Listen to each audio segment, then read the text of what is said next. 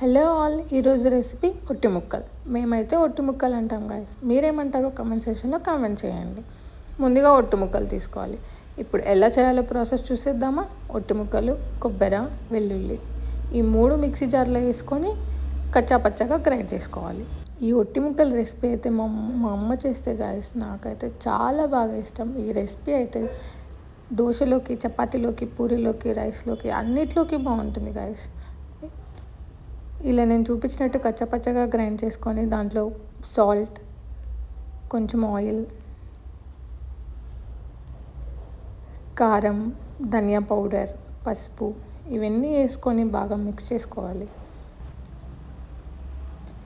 ఈ ఒట్టి ముక్కల కర్రీ మా రాయలసీమలో బాగా ఫేమస్ గాయస్. ఇవన్నీ వేసుకున్న తర్వాత బాగా మిక్స్ చేసుకోవాలి.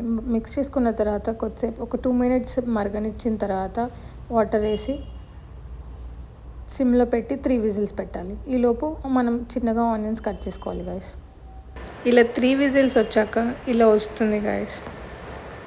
ఇది ఆహా, ఓపెన్ చేయగానే స్మెల్ అయితే అదిరిపోతుంది. దీని తర్వాత మళ్ళీ స్టవ్ మీద పెట్టి ఆనియన్స్ అన్నీ వేసి ఒక 5 మినిట్స్ మగ్గనివ్వాలి గాయస్.